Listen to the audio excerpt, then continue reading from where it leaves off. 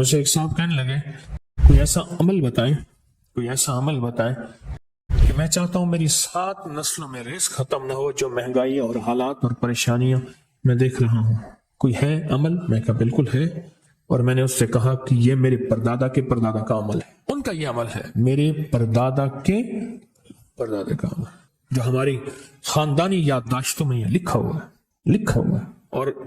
اور فرمایا اگر یہ کوئی بندہ کر لے، اللہ نسلوں کا رزق اللہ سے منوا لے۔ اور میں نے اس سے کہا خیال کرنا، رزق روحانی ساتھ منوانا، ورنہ دولت مال چیزیں مل جائے گی، جس کے بارے میں کہا جاتا ہے کہ بعض بندے ایسے ہوتے ہیں اللہ پاک ان سے لقمے نہیں چھینتا، سجدے چھین لیتا ہے، اللہ ان سے لقمے نہیں چھینتا۔ کیوں؟ رزق جسمانی دوسرے لفظوں میں مل رہا ہے، اور رزق روحانی اللہ چھین لیتا ہے۔ یہ جو آج آپ بیٹھے ہیں تسبیح خانے میں اور میں بیٹھا ہوں، یہ ہم روحانی دسترخوان پہ بیٹھے ہیں، یہ بہت بڑا دسترخوان لگا ہوا ہے، یہ دسترخوان ہے۔ سنا ہے در یار پہ بڑی دھوم ہے، سنا ہے در یار پہ بڑی دھوم ہے، وہاں عاشقوں کا ہجوم ہے۔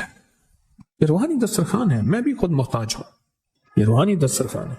تو میں نے اس سے عرض کیا کہ ایک دسترخوان نہیں مانگنا، دونوں مانگنا، رزق روحانی بھی، رزق جسمانی تو اس کو بھی ملتا ہے جس کو کلمہ نصیب نہیں ہوا، رزق جسمانی تو اس کو ہی ملتا ہے جس کو کملی والی کی غلامی نصیب نہیں ہوئی، رزق جسمانی تو اس کو ہی ملتا ہے جس کے ماتھے پہ شقاوت لکھی ہے، رزق جسمانی تو اس کو ملتا ہے جو اللہ کا نافرمان ہے، رزق جسمانی تو اس کو ملتا ہے جو اللہ کے وجود کا انکار کرتا ہے، رزق جسمانی تو اس کو ہی ملتا ہے جو آخرت اور قبر کا انکار کرتا ہے، رزق جسمانی تو اس کو ملتا ہے جو جنات اور برزخ کا انکار کرتا ہے، رزق جسمانی تو اس کو ملتا ہے جو خود کملی والے کی نبوت کا انکار کرتا ہے، وہ تو بے بہا لوگ ہیں، ان کو ملتا ہے۔ پر تجھے بھی صرف رزق جسمانی ملا اور اللہ سے یہ منوا لیا، نہ یہ نہ منوانا، اللہ سے کہنا ہے اللہ رزق روحانی بھی دے اور رزق جسمانی بھی دے، 2 رزق کٹھے عطا فرما۔ کون سا رزق اور رزق جسمانی بھی دے، کہیں ایسا نہ ہو کہ میری نسلوں میں صرف مال دولت اور چیزیں ہوں اور تیرا نام اور تیرے حبیب کا نام نہ ہو، تیرا نام اور تیرے کملی والے کا نام نہ ہو، تیرا نام اور تیرے دوستوں کا نام نہ ہو، تیرا نام اور تیری آل و اصحاب کا نام نہ ہو، کہیں ایسا نہ ہو میں محروم ہو جاؤں۔ مجھے آل اور محمد اور آل محمد اور اصحاب محمد کی نسبتیں یہ بھی ساتھ عطا کیے رکھ۔ میں نے اس سے کہا کہ 2 چیزیں مانگنا۔ اچھا، قدرت کا نظام ہے، کچھ دیوانے بھی ہوتے ہیں، یقین والے ہوتے ہیں، آپ جیسے آپ مخلص بیٹھے ہیں، اور پوری دنیا میں ہمارے ساتھ اس وقت مخلص بیٹھے ہیں جو ہماری آج کی محفل میں شریک ہیں، ہوتے ہیں دیوانے۔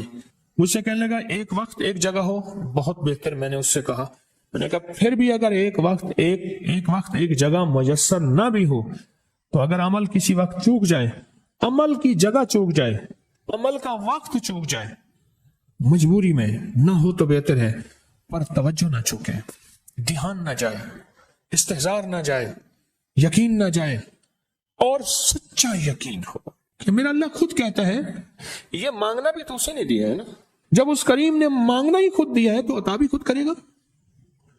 نہیں خوف نارے جہیم کا کہ کرم ہے مجھ پہ کریم کا، وہ خود عطا کرے گا مجھے، اس نے مانگنا دیا دے گا۔ یقین ہو ایسا ایسا ایسا ایسا، اتنا زبردست یقین ہو، اتنا یقین ہو اللہ کے ملنے پہ اور اللہ کے مانگنے پہ، اتنا یقین ہو کہ گمان اور خیال سے بالا تر یقین ہو، بہت زیادہ یقین ہو۔ یاد رکھیے گا میری بات، میری طرف دیکھتے رہیں، یاد رکھیے گا جس کو ملا ہے یقین کی طاقت میں ملا ہے، اور جس سے چھنا ہے بے یقینی نے اس سے سب کو چھین لیا، بے یقینی نے اس سے سب کو چھین لیا۔ جس کو ملا ہے یقین کی طاقت سے ملا ہے، یقین ہو کہ میں کر رہا ہوں اور اللہ مجھے دے دے گا۔ کہا کہ کیسا یقین ہو؟ کہا جیسے بکری کے تھن دودھ سے بھرے ہوئے اور میں کہوں کہ میرے ہاتھ سے دباؤں گا اور دودھ نکلے گا، اس سے زیادہ یقین۔ اور کہا کس سے زیادہ یقین؟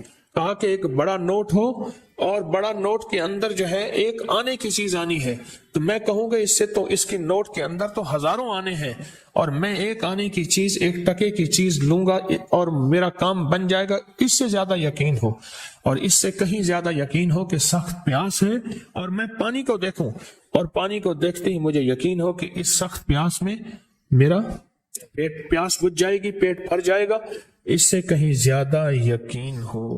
میں پھر بھی یقین کو نہیں سمجھا سکا. علم بھی محدود ہے، الفاظ بھی میرے پاس محدود ہیں. اس سے کہیں زیادہ یقین ہو، اس سے کہیں زیادہ یقین ہو، اور بہت زیادہ یقین ہو. کیا خیال ہے؟ آپ چاہیں گے اپنی نسلوں کے لیے بخت، رزق، نصیب اور مقدر منوا لیں.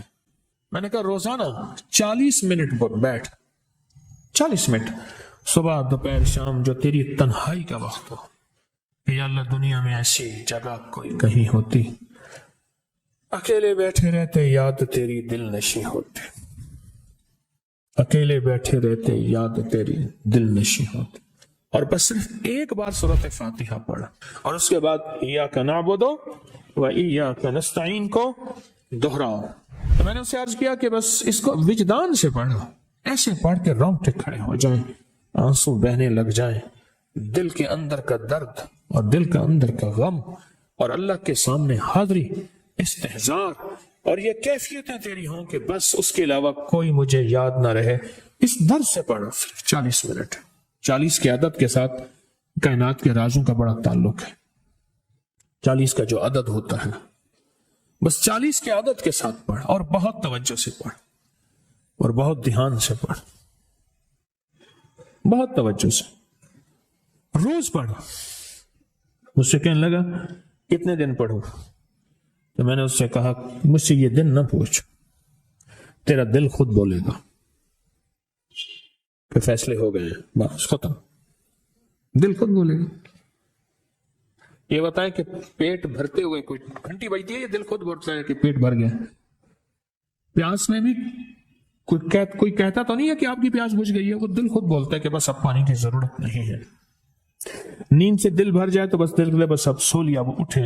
اسی طرح دل خود بولے، دل خود بولے. کیا بولے؟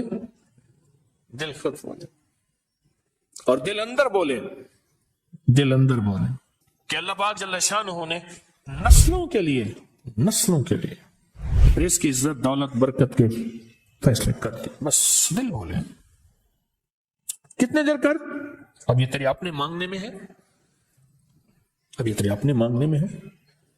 مانگنے میں کمی ہے تو دل نہیں بولے گا. اگر مانگے گا تو پتہ نہیں دنوں میں یا ہفتوں میں، جتنے میں دنوں میں فیصلہ ہو جائے گا. اس ویڈیو کو لائک اور شیئر کریں. اب کریں یوٹیوب چینل کو سبسکرائب کریں اور روزانہ زیادہ سے زیادہ سبسکرائب کروائیں. آپ دوسروں کے لیے صدقہ جاریہ بنیں گے. اللہ پہلے آپ کے دکھ ڈالے گا.